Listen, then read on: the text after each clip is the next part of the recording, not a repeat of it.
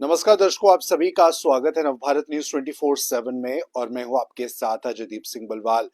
दर्शकों, भारत देश के पड़ोसी देश अगर बांग्लादेश की बात करें तो इस समय जिस तरह की परिस्थितियां बांग्लादेश में बनी हुई हैं और विशेष तौर पर हिंदू जो अल्पसंख्यक वहां पर रह रहे हैं उनमें जिस तरह से एक डर का माहौल है और उन्हें जिस तरह से लगातार टारगेट किया जा रहा है, उसकी कहीं ना कहीं उस घमासान की आग आग जो है वहां पर जो इस समय चल रही है उसकी आंच जो है वो हिंदुस्तान में भी पहुंच रही है। और भारत में अगर हम बात करें तो यहाँ पर इस चीज को लेकर किस तरह की स्थिति उत्पन्न आगे हो सकती है और क्या कुछ हिंदू सनातन धर्म से जुड़े हुए लोगों का कहना है, उसे बारे में भी हमने आप तक जानकारी पहुंचाई अलग अलग लोगों के माध्यम से। लेकिन आज हम इस समय मौजूद हैं पनून कश्मीर के कन्वीनियर यहाँ पर हमारे साथ मौजूद हैं इस समय अजय चुरंगू जी। इनसे हम बातचीत करेंगे, जानेंगे कि किस तरह की परिस्थितियां जो इस समय हैं हमारे जम्मू कश्मीर में भी और बांग्लादेश में हो रही जो इस समय चिंताएं हैं वो किस तरह से हमें प्रभावित कर सकती हैं।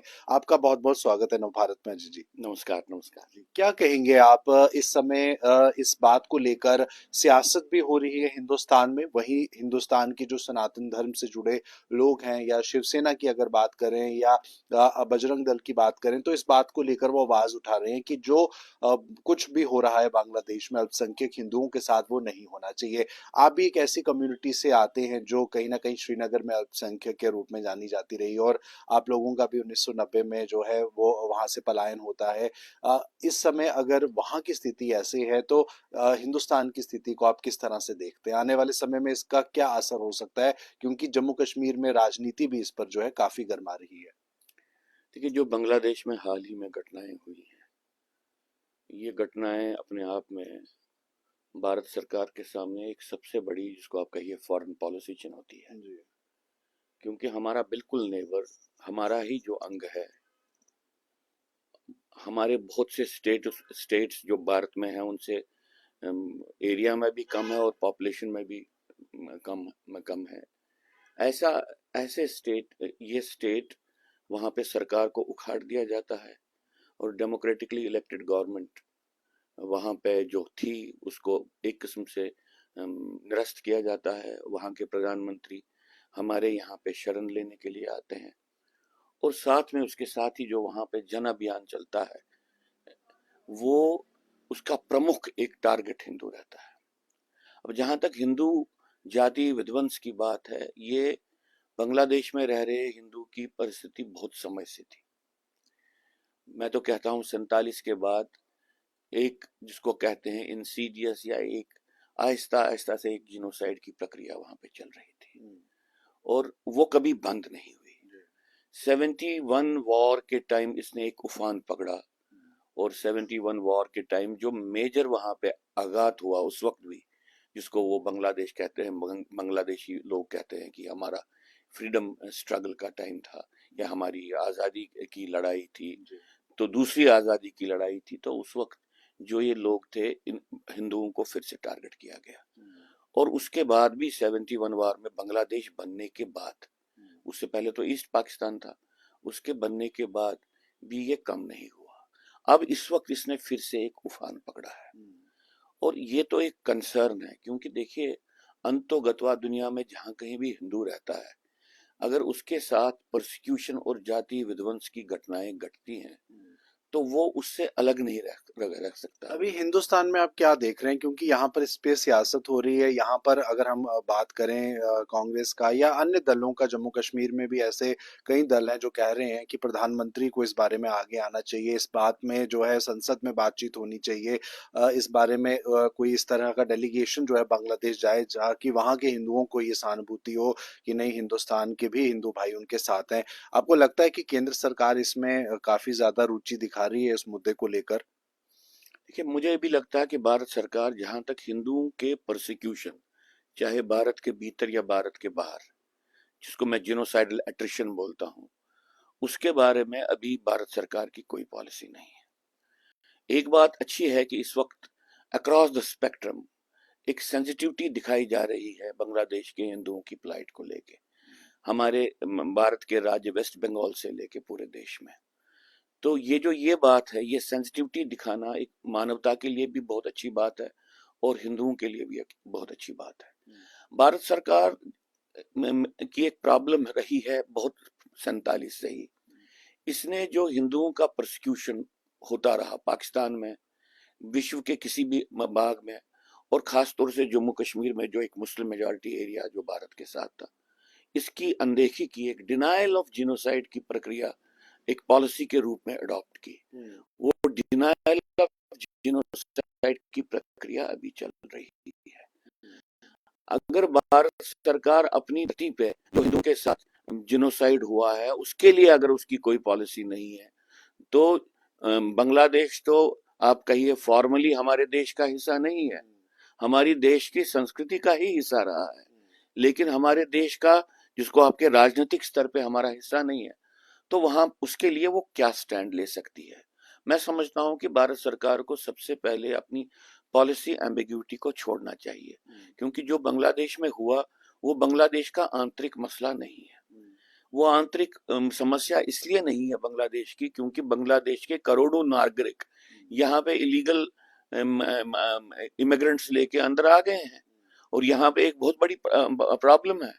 और साथ में बांग्लादेश में अगर मुस्लिम कम्युनलिज्म ग्रो होता है वेस्ट बंगाल या बाकी चीजों में, वहां पर वो अछूता नहीं रह सकता है। पर यहाँ पर अगर हम बात करें तो अभी हाल ही में पीडीपी मुख्य महबूबा मुफ्ती का ये बयान आया, काफी कंट्रोवर्सी भी उस बयान पे रही। उन्होंने कहा कि इस समय बांग्लादेश और हिंदुस्तान की स्थिति बिल्कुल बराबर है, कोई ज्यादा फर्क नहीं है।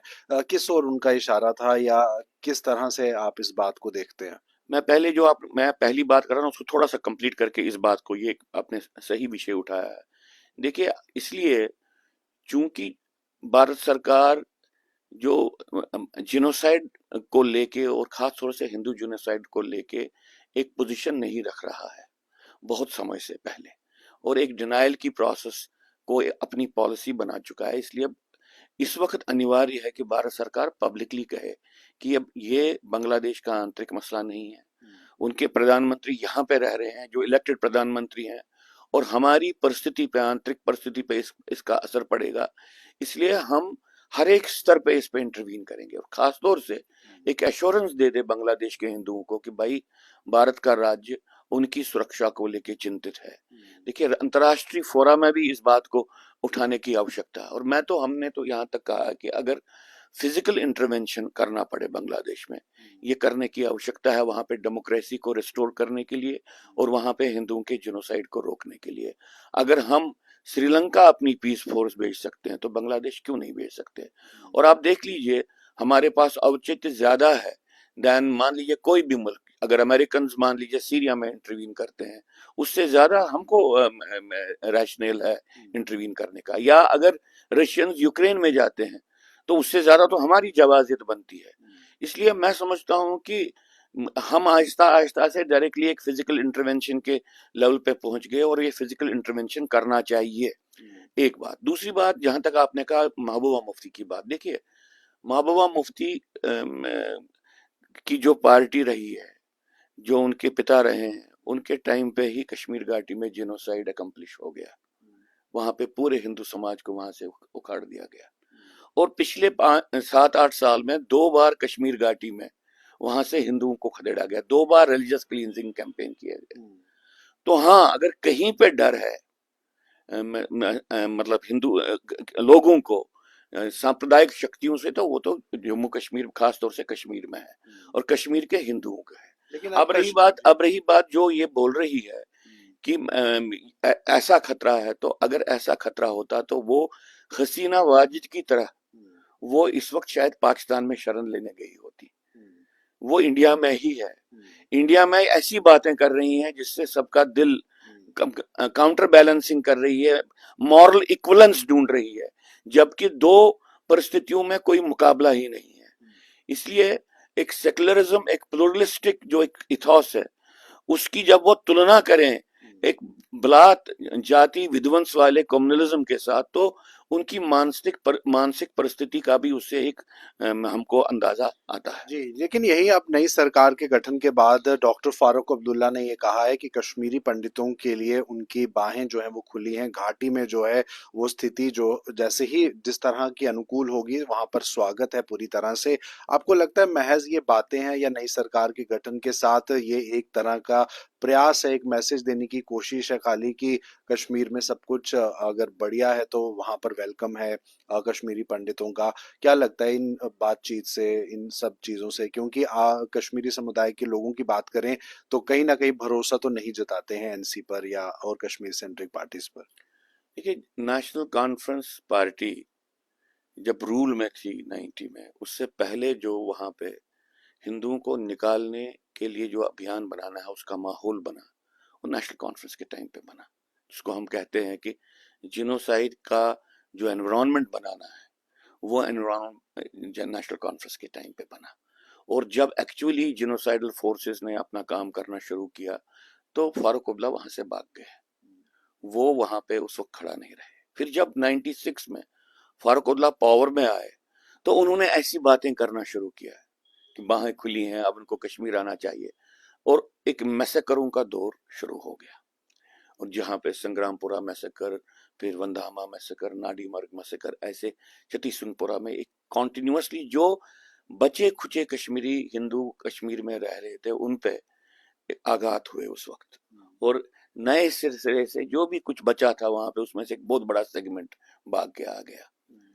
तो अभी जो फारूक अब्दुल्ला बोल रहे हैं, ये प्रवोक कर सकता है फिर से, क्योंकि हाल ही में आपने देखा कि पिछले 1 डेढ़ साल रेगुलरली सिलेक्टिव किलिंग्स होती रही वहां पे हिंदुओं के हर एक वर्ग की। तो उससे प्रोवोकेशन मिल सकती। क्या वो खुद प्रोवोकेशन दे रहे हैं, या वही एक पोस्चर ले रहे हैं जो कांग्रेस भी ले रहा था, बीजेपी भी ले रहा था, कश्मीरी हिंदू वापस जाएंगे, हम तैयार हैं, हालात ठीक हैं। ये कश्मीर में हालात ठीक हैं, हालात ठीक हो रहे हैं, हम तो 35 साल से यही सुन रहे हैं। मेरा मानना है कि जब तक ना भारत के राजनेताओं में ये एक, जिसको आप कहे एक संवेदनशीलता है कि भाई जिनोसाइड का रिवर्सल होता है एक सिद्धांत के आधार पे, जिसको कहते हैं प्रिंसिपल ऑफ नॉन रिफॉल्वमेंट।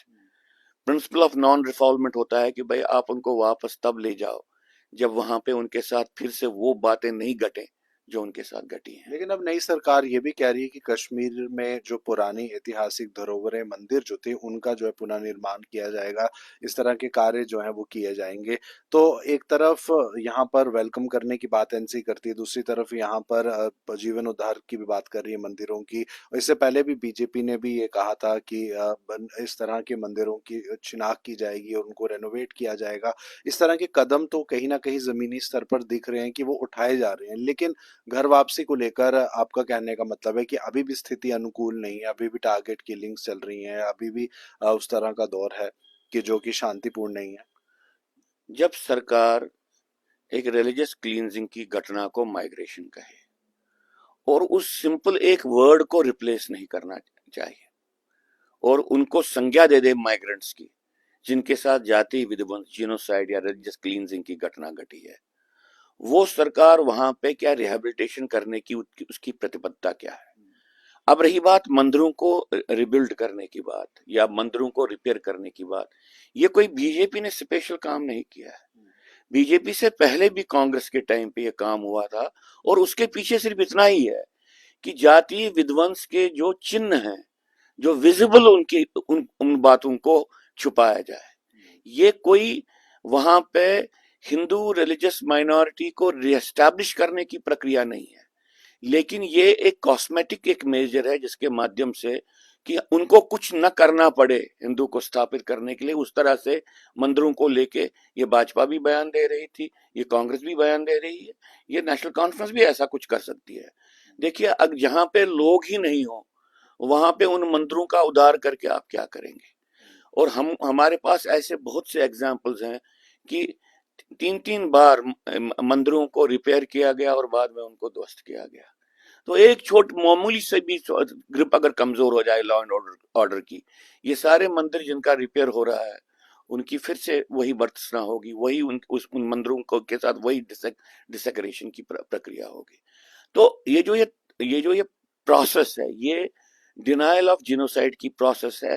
हिंदुस्तान के लोगों के परसेप्शन मैनेजमेंट को कि हम कुछ कर रहे हैं, इतना दिखाने की बात है। बाकी एक्चुअली जो हिंदू के स्थापनों के लिए करना है वो नहीं कर रहे। मैं आपको उदाहरण देता हूं कि जो वहां पे रह रहे, जो हिंदू वहां से भागे नहीं, उनमें से जो डेस्टिट्यूट हैं, उनमें से जो बिल्कुल हैंड टू माउथ लिव कर रहे हैं, क्या अभी तक 35 साल में किसी भी सरकार ने उनके लिए कुछ किया?